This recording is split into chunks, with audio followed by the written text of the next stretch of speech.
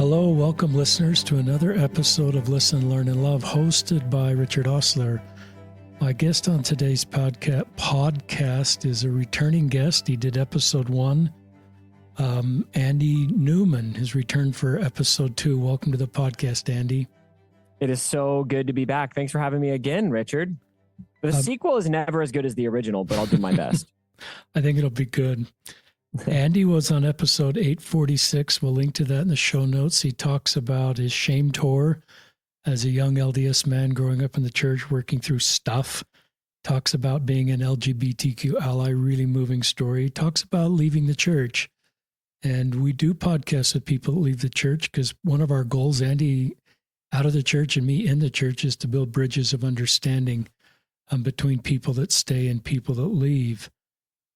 This podcast is going to focus on mixed faith marriages. Andy is in a mixed faith marriage. His wife is active in the church, and he is going to talk about, and he professionally works in this space as a therapist. I think a fair amount of his work is in this space as well as helping LGBTQ people. He's going to talk about understanding your spouse that left.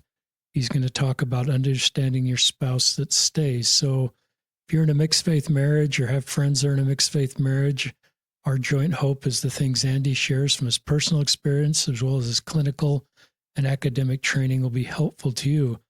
I think Andy is going to talk about, a baptism. His oldest daughter, I believe, was baptized recently, and he's going to talk about how that worked out in his family. He obviously wasn't there in the water with baptizing his daughter, and I'm wondering he'll tell us about how that worked, and that can be difficult for parents who have left the church to see their children baptized at times. And you can tell us later in the podcast how that worked out for you and sort of your feelings about that. So is that okay for an introduction? Yeah, you nailed it. Other than it was my middle daughter, not my oldest. Oh, you've been down this road. I would be happy to talk about it. You've been down this road. Okay, so go ahead, Andy, you're on. Well, first and foremost, again, thank you for opening this topic in particular, Richard. I think that mixed faith families and especially mixed faith marriages are an area of focus that I would really like to see the church in particular spend some time with, because in my professional work, in my anecdotal experience, this is something that is touching a lot of people. And so I can imagine there are probably a lot of people that will tune into this episode in particular that are suffering in silence. And for anybody out here who is just barely entering a mixed faith marriage, who isn't sure who to talk to, who isn't sure where to turn right now, I just want all of you to hear from me that I get it and that I love you, and that my heart just aches and goes out to you in so many ways, because I'm here to tell you, I don't think there's anything more soul crushing that I've been through than entering into a mixed faith marriage. It was very difficult. And I'm happy to say that my wife and I are in a place today that I'm extremely proud of our marriage. It's not a perfect marriage, but it is functioning very well right now. That did not come easily. It came with a lot of work because we do view things very different. And so, I don't necessarily want to fill anyone with false hope, because sometimes mixed faith marriages do end in divorce. That's a reality that I don't think you or it would be responsible to ignore that reality. But I also am here to say that the mixed faith component in particular never needs to be the sole reason for a divorce. And when you've got a lot of other things in place, I fully believe that mixed faith marriages can not just function well, but really thrive, because I'm convinced that mixed faith marriages force you to work on things that every marriage needs to work on. It just doesn't let you avoid it. And so I guess that would just be an intro to this little message of hope and empathy and love for anyone in a mixed faith marriage. I really think that there's a lot of pain right at the beginning, especially, that's difficult to know, first of all, what to do with, and secondly, who to talk to about, because most people who are at least in the beginning stages of a mixed faith marriage don't really talk much about it, because it's not something that's very normalized yet in our culture. Well said. Thank you. You bet. So I've got a little bit of an outline here. Do you want to start with Yeah, the first bit? you bet. Okay. So here's how I frame this. I've got kind of three phases that I'd like to discuss. And I've got a few things written down here, Richard, but as we're going, I would love it if you have anything else you want to ask me more about or any area you'd like to focus on, jump right in. That'd be great. I literally live this every day, and so I have plenty to say. But I'm thinking at first, I want to talk a little bit to the believing spouse out there, help you understand those of us who leave just a little bit, and especially what not just those who leave go through, but those who are in a mixed faith marriage, what they go through when they leave, because it's a little bit more nuanced.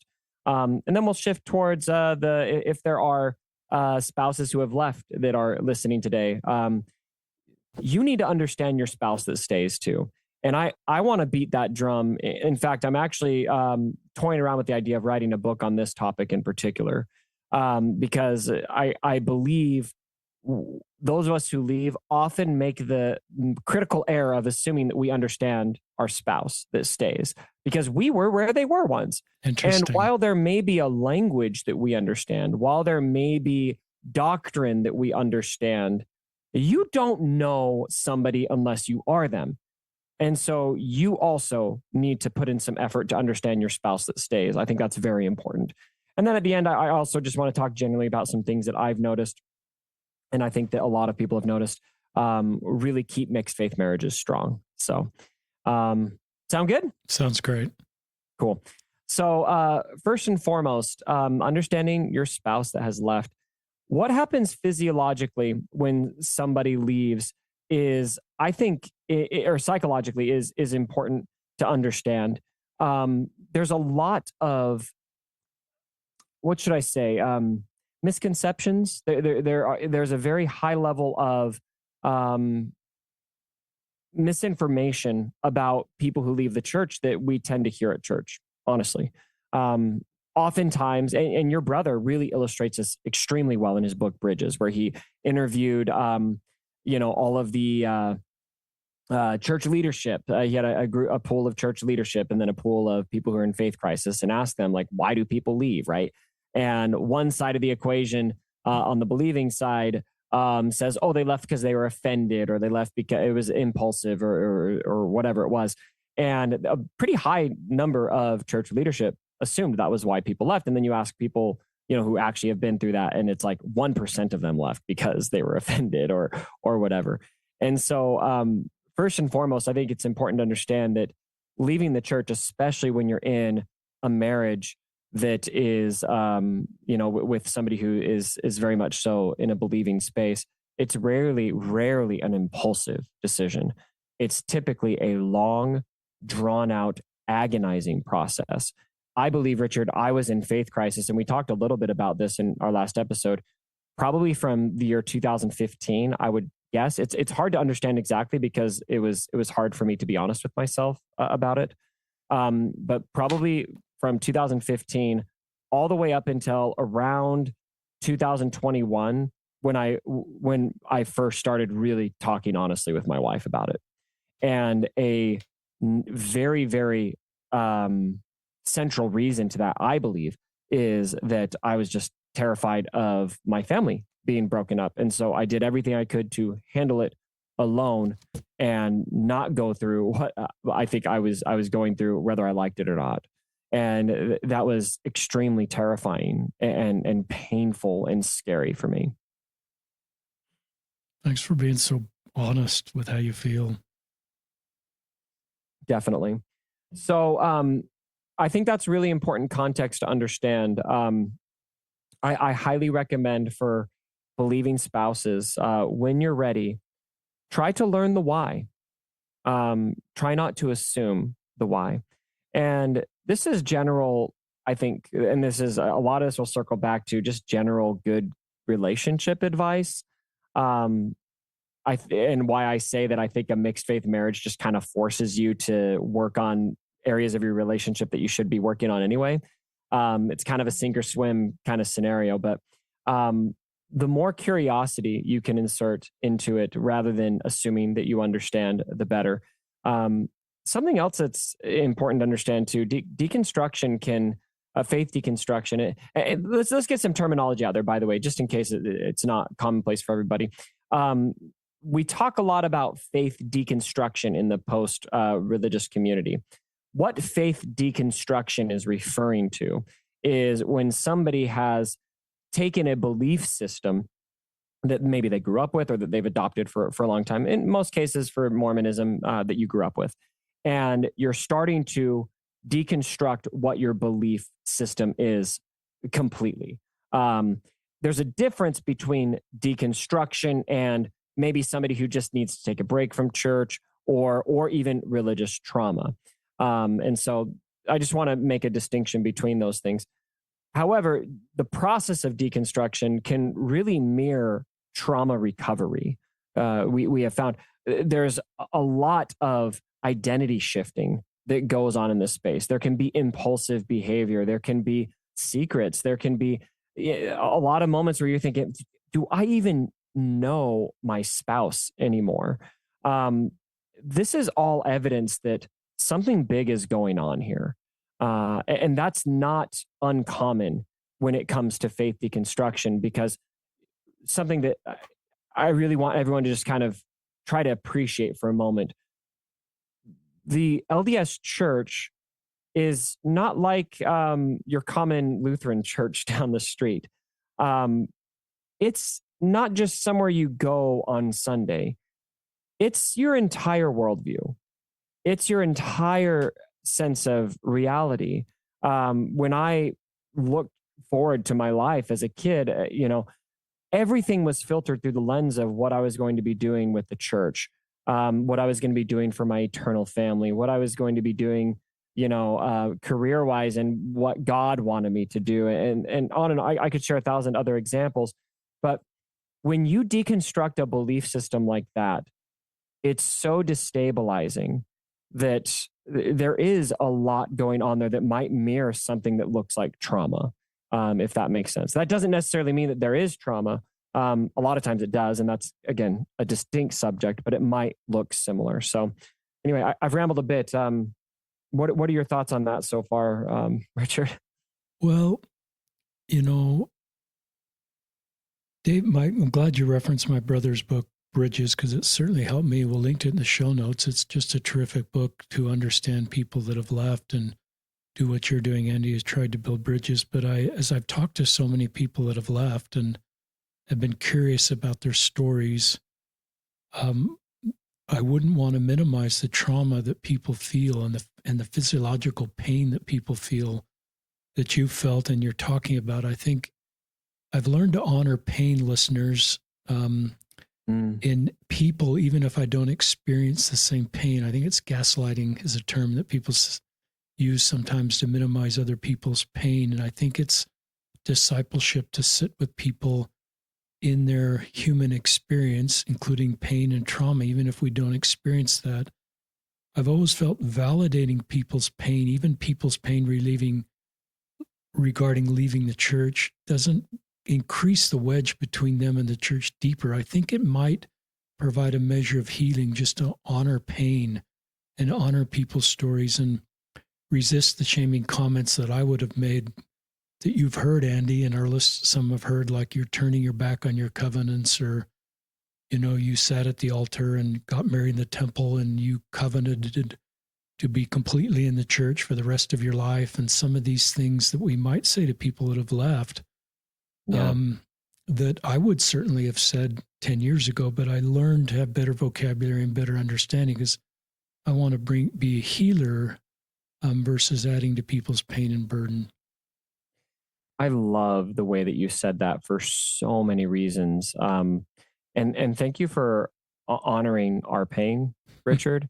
I would say I can see this now. At the time when I was going through deconstruction, a lot of times people have a difficult time explaining themselves, again, because it mirrors trauma recovery. It's very disorienting. And so for me to explain myself adequately, apologies, I don't know if I can. I don't know if I understand myself in that moment.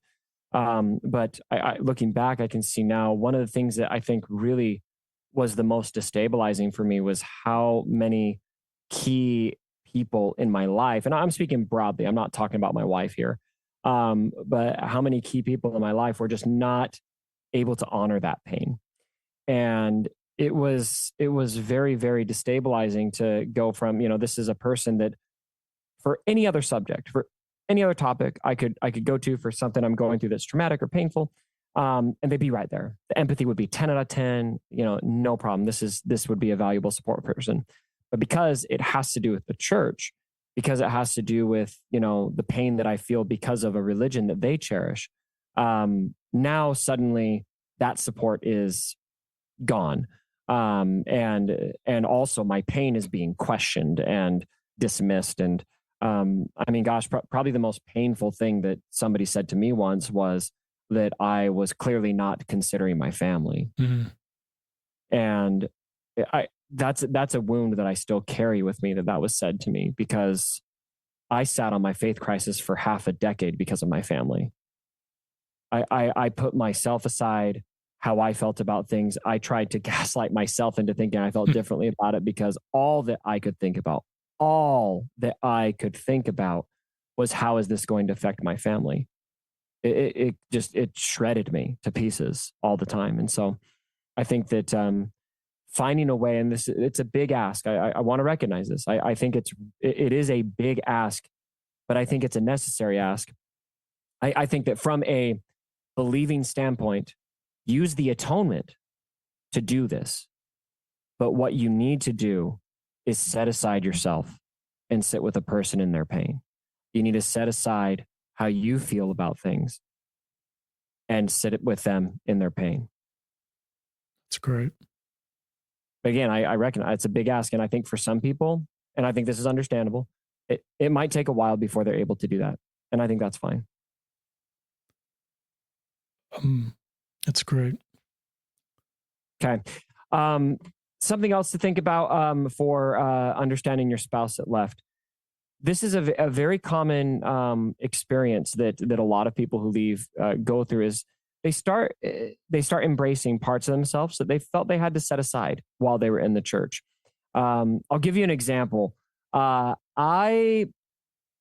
have a bit of a crude sense of humor. I won't share jokes here. This is a PG podcast, a G-rated podcast. But I used to feel a tremendous amount of shame over, like, one of my favorite movies of all time is Anchorman. And I didn't feel like I could really, and this is a silly example, but it's worth noting. I would really minimize that kind of sense of humor that I carried, especially around my spouse and around members of the church. Now, I think there's something to be said for respect in that, like, take profanity, for example. I do think it's respectful that I'm going to come on your podcast today, Richard. I'm not going to use profanity, right? I'm going to respect the audience, I'm going to respect those things. But it's also, there's a difference between that and pretending that I'm not who I am, pretending that I never use swear words, or I never watch R-rated movies, or whatever it may be. And that was a part of myself. As I left, I started embracing more and just realizing, you know what, this is just innate within me. Like, I think Will Ferrell's funny. Okay. I think he's funny. I don't feel bad when I use certain words, and I don't. And so I started embracing that part of myself more. It's a silly example, but I think in bigger ways too. Don't be surprised when your spouse who leaves might start embracing parts of themselves that are surprising to you, that may be really authentic to them, but kind of ran contrary to the church, and so they really muted them, if that makes sense. It does. I mean, I think it's part of the shedding of layers of I think I love people just being authentic to who they are and shedding layers of sort of the layers being cultural expectations. And I think people do better when they're completely honest with who they are and live their life with integrity. I'm remembering a quote you would know well, and I don't want to talk too much because you have a hard stop in about 40 minutes. Elder Uchtdorf in 2013 gave probably the most compassionate talk to people that leave the church with this quote: "Sometimes we assume it's because they've been offended or lazy or sinful. Actually, it's not that simple. In fact, there's not just reason that applies to a variety of situations. Some of our dear members struggle for years with questions of whether they should separate themselves from the church In this church that honors agency so strongly, that is restored by young men that had questions and sought answers, we ought to respect those. Whoops, I'm paraphrasing here. I'm not going to paraphrase inside answers. We respect those who honestly search for truth. So you're aware of that, but he's humanizing you, Andy, and honoring your pain the best way I've ever heard. The next best one is Elder Gay talking about giving a blessing to a sister who, quote, was never really active in the church, and she was dying. It was her final blessing. And in a rebuke of the Spirit, he was rebuked for seeing her only by her church attendance and not the incredible human she is and was since she passed away. So there's a few little nuggets out there, but most of the comments are not very kind to people that leave the church, either in the culture of the church. I've heard a lot in our elders' quorum. And I've wondered, we're kinder to other Christian churches, because I think we have less fear of members of other Christian churches. I think we have more fear of people that leave our own church, because in some level, there's a lot of fear there and a lot of personal attack on our own beliefs. So bridge building work that you're doing, Andy, is needed. Yeah, and we'll talk a little bit more about that on understanding your spouse that stays. But I think that's exactly it. I think that's what makes it very difficult. It's hard to not internalize your spouse leaving as an attack, or personalize it in some way. And I think if that's how you're feeling, I think that's a good thing to be aware of and address, because it isn't that.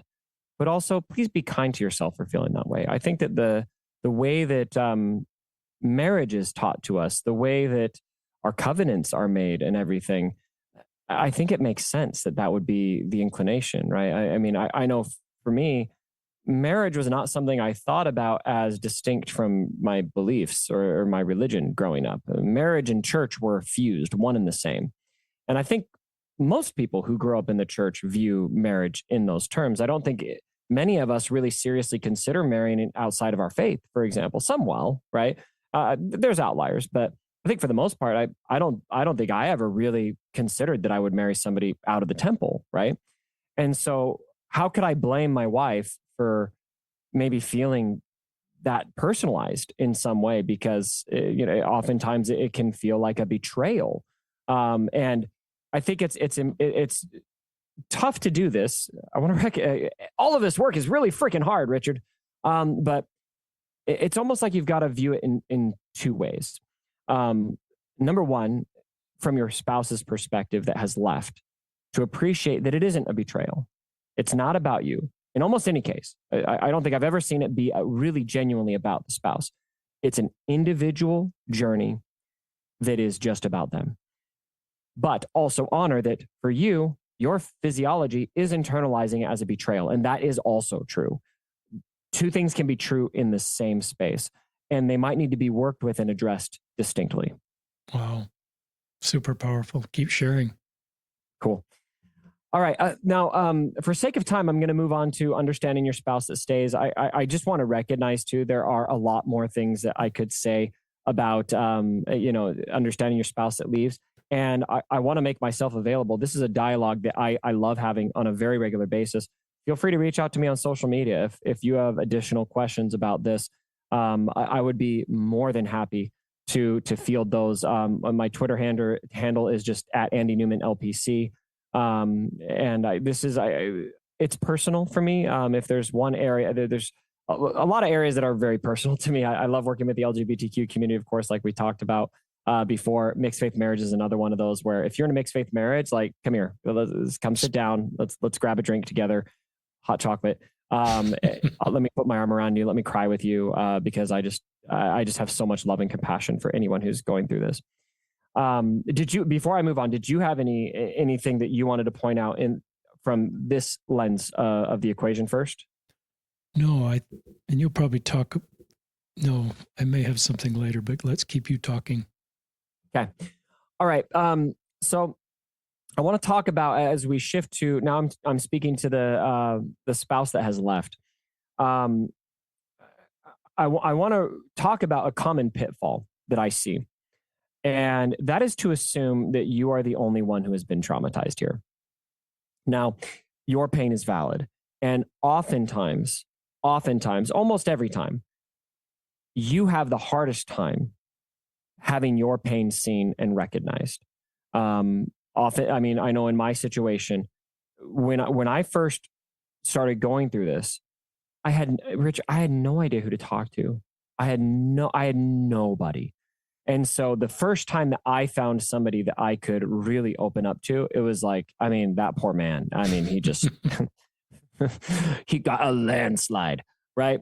And so I just want to recognize that oftentimes you feel very isolated. And so it can, what the effect that has oftentimes is you kind of get in this place where you start assuming or feeling and getting used to this idea of, I am so misunderstood. Nobody understands me, and I need to get my point across. I need to be heard, blah, blah, blah, blah, all that. Um, that can also lead to looking at your spouse who maybe has a whole community, maybe has their parents, siblings, a relief society, an elders quorum, and they're all in the same vein. And so I don't need to put in effort to understand them, or they're fine. No, they're not. Their world is shattering too. And you need to see that. You need to understand and appreciate what it is like for somebody who believes in the LDS church to have their spouse that they've entered into the new and everlasting covenant of marriage with, what it is like for them to see their spouse walk away from the church. It's every bit, in my opinion, I mean, I don't want to make it competitive necessarily, but I believe it's every bit as destabilizing for the spouse that stays as it is for the spouse that has left for different reasons. It's pretty, that's great. And one of the things you said before you started that was super powerful that I've never thought about is for the spouse that left, you've been the spouse that stays.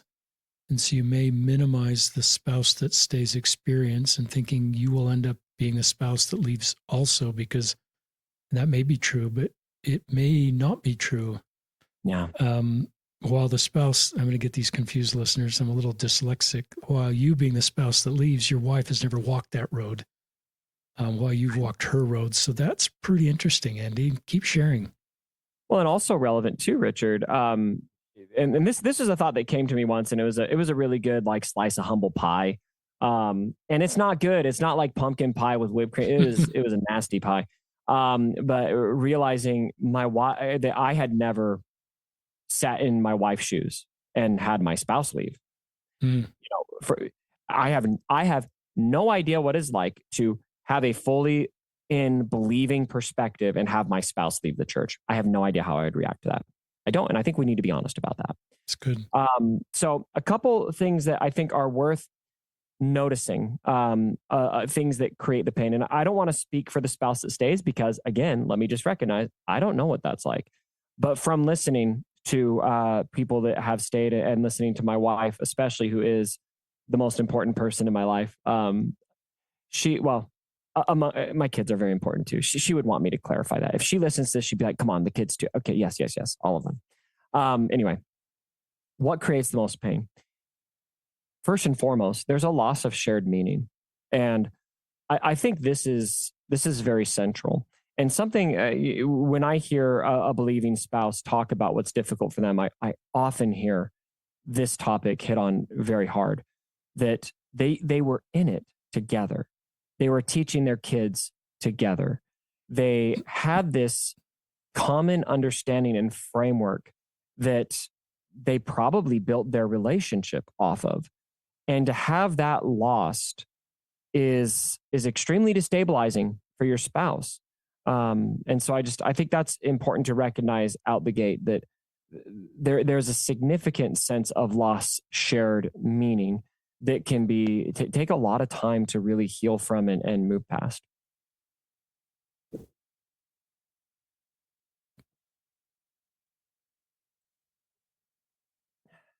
Should we go to the next one? You bet. Okay, sounds good. Secondly, there's a lot of fear for a lot of, oftentimes, and I should probably caveat this. I'm painting with a broad brush here. Your results may vary, but there's a lot of fear typically around, all right, what's next? What does this mean? Okay, so you've left the church. Does this mean that you're going to want an open relationship? Does this mean that you're going to drink? Does this mean that you're going to smoke weed? Does this mean that you're going to become a Muslim? Does this mean that you're going to be an atheist? Does this mean and oftentimes there's a lot of effort in the early stages of a mixed faith marriage for the believing spouse to try to create some sense of stability. They're trying to find some stable ground and sense of predictability. Like where are you going to land with this? What does this mean? What does that mean, et cetera? And this is, I think this is an important thing to be aware of for two reasons for those of us who have left in these situations. The first reason is to have some really reasonable compassion and empathy for what that fear is like. And I think oftentimes I see the believing spouse maybe underappreciate just how significant this change is, and that it's reasonable and understandable that your spouse is going to want to find some sense of grounding here through this. But secondly, I think it's important to be honest with ourselves and set reasonable boundaries around what sense of grounding we can offer and what we can't. Let me give you an example. Oftentimes, when people first leave the church, and I was absolutely in this category myself. When I first left, I still remember that there was a letter that I wrote to my family that I explained to them that I was separating from the church. And in that letter, I affirmed that I was still going to be wearing my garments and that I was still going to adhere to the word of wisdom. Okay. That's where I was at then. Okay. And a lot of times, when you first leave, there's a lot of commitments that a spouse might want you to make. Like, hey, okay, I guess you're going to leave, but promise me right now you're never going to drink alcohol, or you're never going to drink coffee, or you're never going to take your garments off, or insert whatever thing it is. I highly, highly recommend you don't do that. And let me tell you why. Things are going to change. Now, you don't know what's going to change, but you want to be careful to not make promises you can't make. Think about it this way. 10 years ago, could you have envisioned that this is where you would be sitting today? The answer to that question is probably not. Maybe 5 years from now, you'll still be in a place where you have no interest in drinking coffee, or you have no interest in drinking alcohol. But what if that changes? You need to be honest about what commitments you can make and what commitments you can't. And this is a difficult thing, I think, for a lot of mixed faith marriages early on, when a spouse grasps this, because the language is going to be something along the lines of, right now, I don't have interest in drinking alcohol. I don't know if that's going to change or not. Might be the framing. Your spouse might want a firm commitment forever, right? Can you really give that though? And I think that's just an honest question to have with yourself. But that's kind of a side note. But anyway, any thoughts on that? I think really open communication is one of the things you're inviting us to do. And sometimes couples that go through this develop better communication skills. It's the first time these kind of skills have sometimes been needed in a marriage. And so there's this possible beauty that can come into a marriage with better communication skills and can bring a couple closer together. I recognize you said that doesn't happen for everybody, but there is hope. I guess I'm talking to both spouses now that this process can be part of a beautiful love story, one that neither of you thought would happen when you first got married, but it's the reality of your life. And you're going to talk about some of these principles that are the most important to keep a marriage together. But that's a good, great communication. Honest communication is great. And you just made me think of something that's kind of directed at both spouses in the equation that I want to touch on, actually.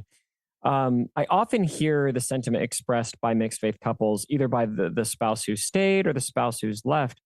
They realize, looking back, if I would have known this was going to happen, would I have married this person? Tough question, right? Gosh, and anytime I hear that, I'm just like, man, you're really in it right now. That's thinking pretty hard about your relationship and what this all means. And I think it's reasonable in a sense to consider, because the harsh reality might be, if me in my present self, like as an ex-Mormon, if I was dating right now, would I date a member of the church? Probably not. That's probably accurate. Would my wife, if she was dating right now, if we weren't together for some reason, would she be dating somebody like me right now? Probably not. I'm not speaking for her right now. We haven't necessarily had this dialogue recently. I'm just using us as examples. So here's something I want to invite couples who are listening to this that might be having that kind of thought to consider. It is less relevant what you would have done then and a lot more relevant what you do now. Maybe you wouldn't have chosen this person 10 years ago, 15 years ago, 20 years ago. Do you choose them today? And make that choice today. Not then, make it today. And I'll tell you what, maybe I wouldn't date a member of the church right now, but I choose my wife right now. And she happens to be a member of the church. That's not why I'm with her. That's a part of her that I've come to learn to love and embrace. Wow. But there is so much more to the woman that I married than that. And I choose that. And so it doesn't matter to me what I might have chosen back then in a hypothetical scenario that's never going to play out. What matters to me is I choose her today. That's So beautiful. choose your spouse today. Super beautiful. One of our guests coined the term for me. It's a whole different category, but he was a survival of sexual abuse, and he would go back and try to relive his life, what it would be like without the sexual abuse. And finally he got to the point, it's not what if, it's what now that matters, which is exactly what you're inviting us to do. Another therapist, told us about, we have friends that have gone through where a spouse died and they brought together two families with children. So they're bringing together a whole new family, two spouses with, I don't forget what you call that, but just yours and mine kids. And the therapist called it a Brady Bunch kind of. Yeah. The therapist called it a storming period where it's just going to take a while. I love that term, just for everybody to kind of come to acceptance with the new reality, which is sort of maybe what some couples go through that you went through, where a spouse leaves the church and the other one stays, is this storming period. And maybe that's tied in the stages of grief, with grief, anger, pain, bargaining. But you get to this point where you and your wife are in this deep level of acceptance. The storming period's kind of over. You both are kind of landed where you're landing. And it's a beautiful, space that you're both in. So I love things that give hope.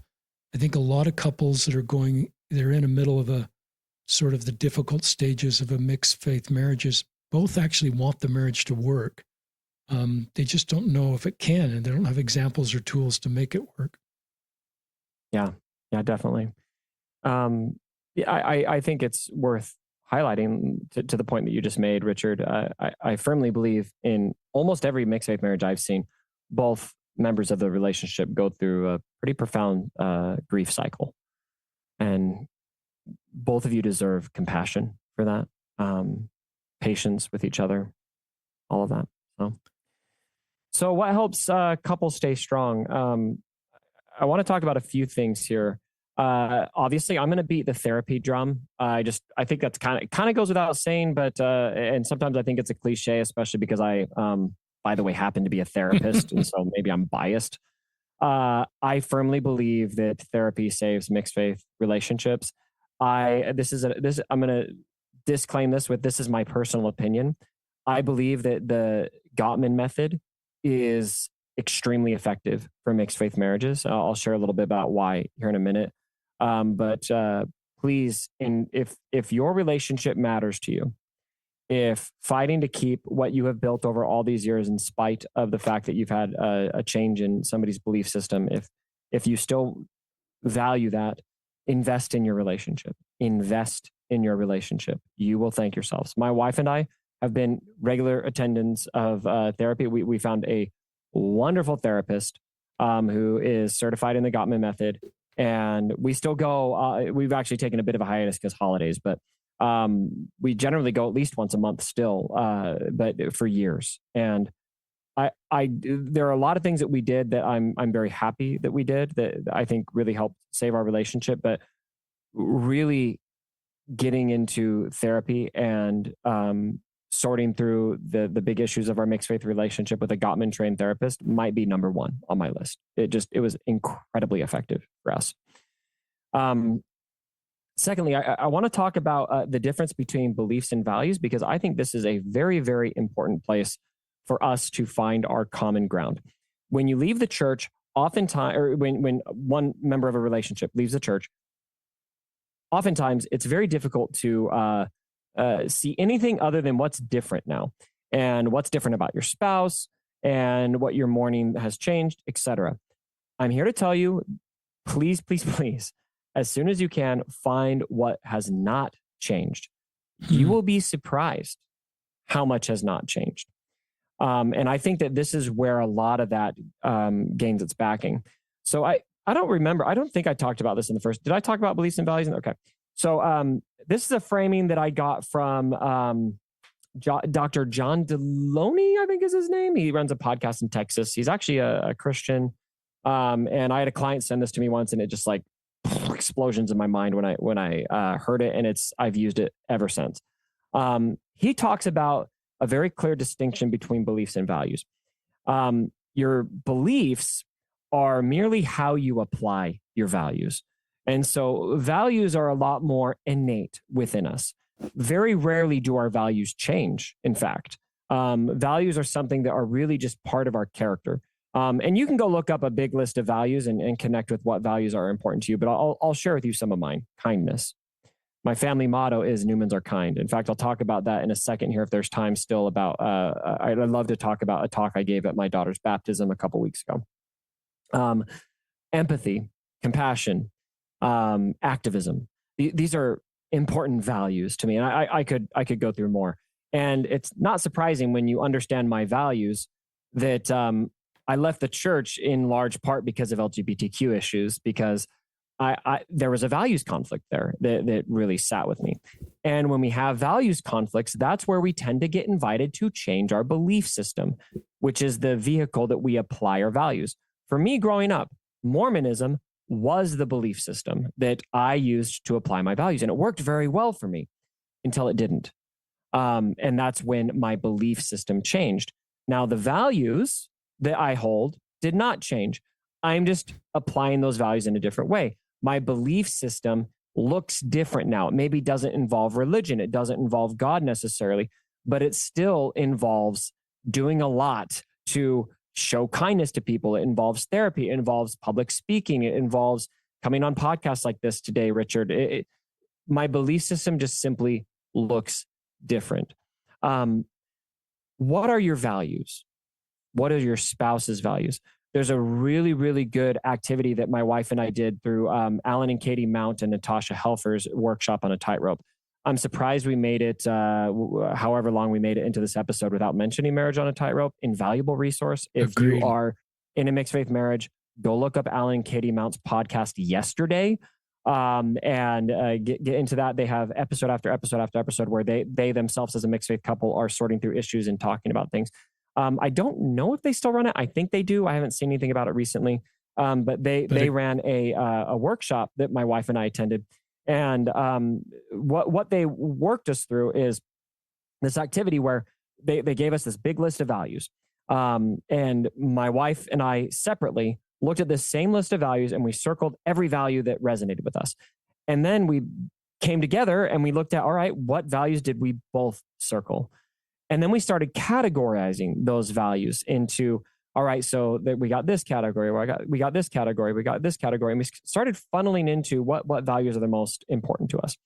And that led us, by the way, to a realization of how important kindness is to both me and my wife. And for a lot of reasons, I've seen that both in my relationship and in other relationships. When you're able to realize the shared values that you still have together, it's really, really effective at helping ground a couple into realizing, okay, maybe my husband doesn't believe in Joseph Smith anymore. Maybe my husband doesn't believe in the Book of Mormon anymore. But wow, look, he really cares about being kind to people. He really cares about being empathetic and compassionate and all these things. And I still see him doing these things. Maybe him leaving the church doesn't mean he's going to fly off the handle and be some raging alcoholic. Right? Because oftentimes the amygdala brings up those fears that these big things are going to happen. the values activities can really help calm that down. Wow, that's super powerful. No one's really shared that before. I'm glad you brought up Alan Mount and his wife's work, Marriage on a Tightrope. I've heard He a lot actually of read people. your brother's book I for think the he audiobook. Did he? I don't know if you knew that.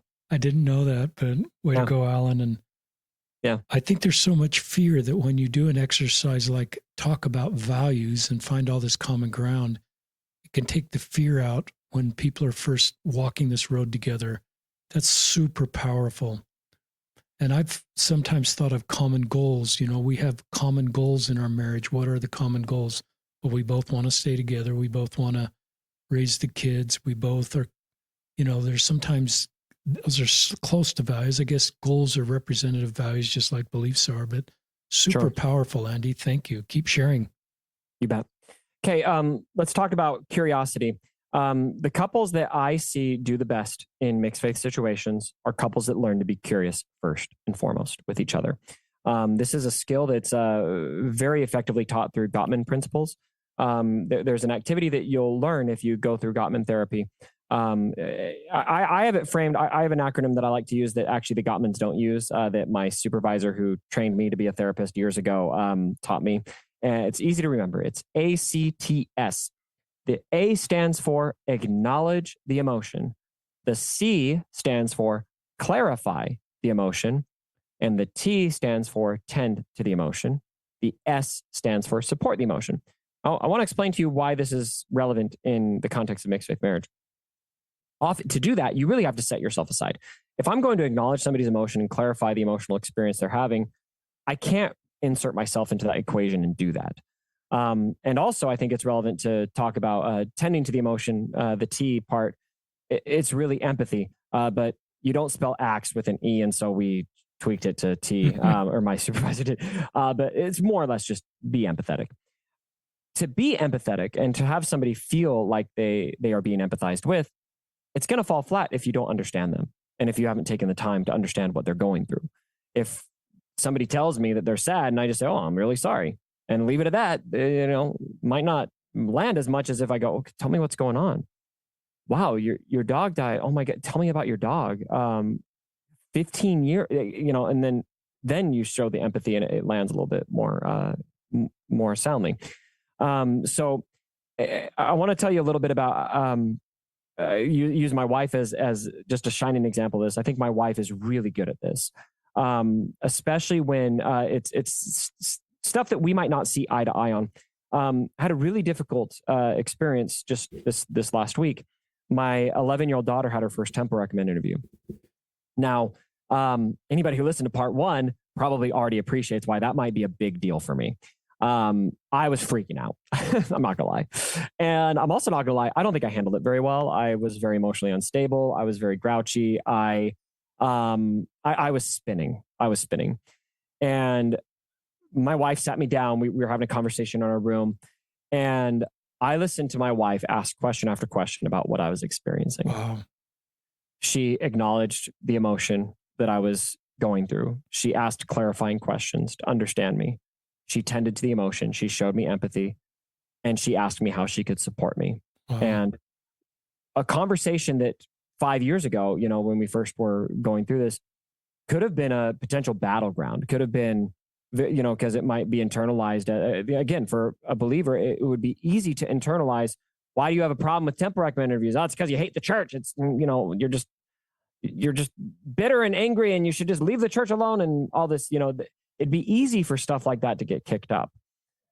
But in this context, it was the last thing that I could see from my wife's mind. She was tuning into me. And I also happen to know that my wife probably doesn't share the same concerns I share. Not exactly. I think that she's aware of potential pain points. I don't need to dig into that, but we don't view the situation exactly the same. But she was able to really tune into me and what I was going through. And as a result, something that could have divided us made us feel a lot more connected to each other. And I think that right there, I want to prop my wife up as the shining example of how to do mixed faith marriage right, because I think she fits the bill. Wow, super powerful. Thank you. I love just giving practical skills. I'd keep sharing. You've got, I know you've got a hard stop about 7 minutes. I'd love to I'd love to hear, for our listeners who don't realize you go to church. Mm-hmm. You spoke at your middle daughter's baptism, or anything else you want to share. It's all in your court. Yeah. So I'll wrap up with a couple things. I just also want to mention that boundaries and codependency work tend to be really big for mixed faith marriage. I'm not going to elaborate too much on that. Just bookmark that. Tell your therapist about it because you need a therapist. And also, just a pro tip: create new rituals for connection. Initially, when I left, I did not go to church because it was a little too painful for me. And actually, my wife initiated that. She told me, she's like, "Hey, it looks like maybe church is too much for you," and she was very compassionate about it. And that's when I agreed to maybe stop going. When I was in that period, though, something that I did, a friend of mine gave me this suggestion. I think it's a really good example. So I'm not going to take full credit for it. I just listened to the right people. But I started the morning of church, even though I wasn't going to church with my kids. I started making pancakes for them every Sunday and helping get my daughters ready and send them off to church. And so even though I wasn't going to church with them anymore, it was still something that the family was doing together that day that was bringing us together. You don't have to take that example exactly, but try to figure out what are some new rituals for connection. Now, I want to talk about the baptism. It's really difficult oftentimes to go through these kinds of experiences. And so I just want to share maybe how I approached this one in a way that worked for me. Now, I also want to recognize this wouldn't have been possible 3-4 years ago.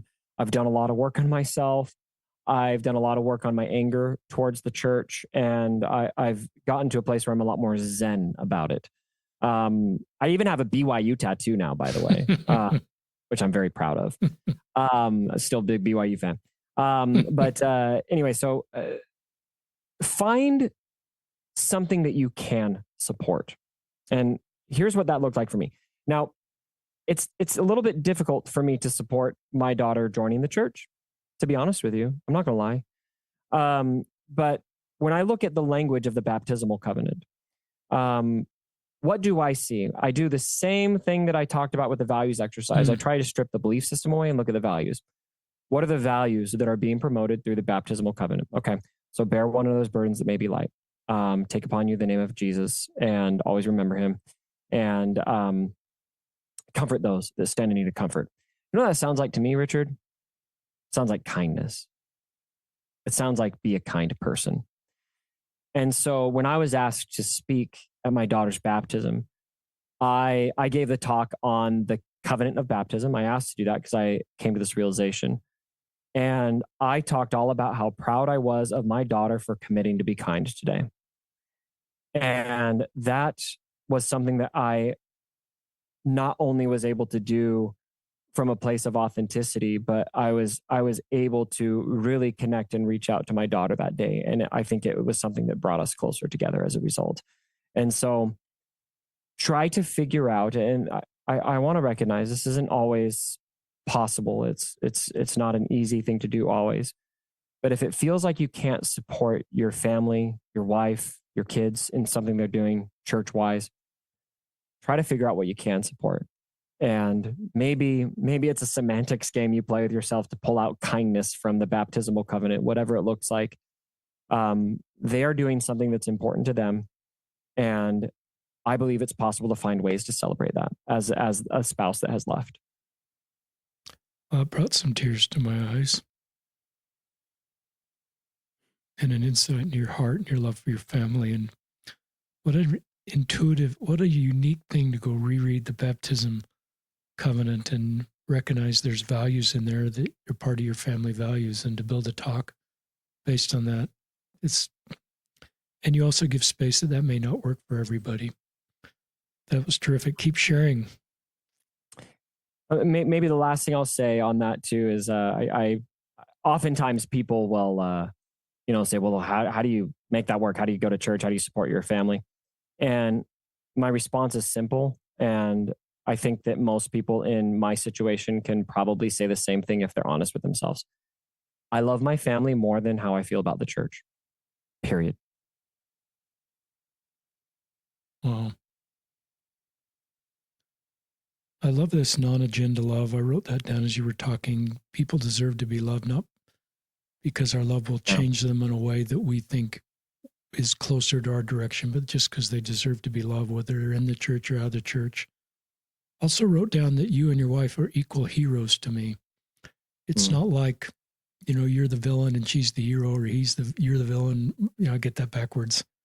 I just think we need to humanize people in the church and out of the church. And our job is to love. Our job is to gather. Our job isn't to sift or judge.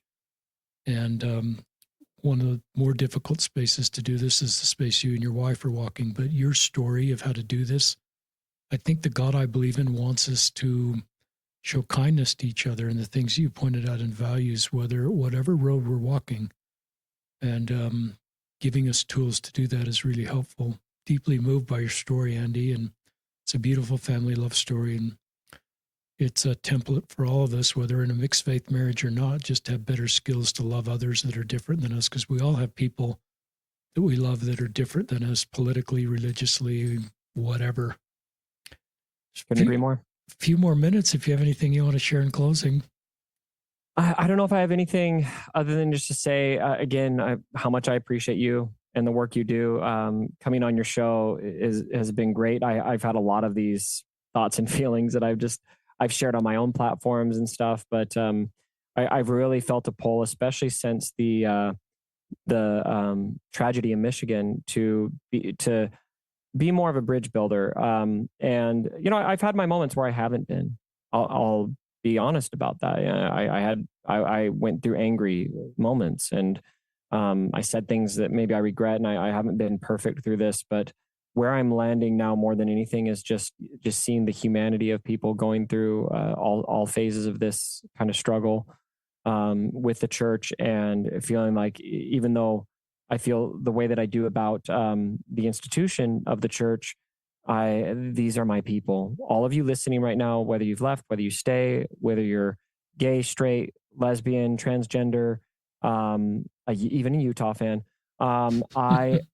you're part of my community, and I am part of your community, whether you like it or not.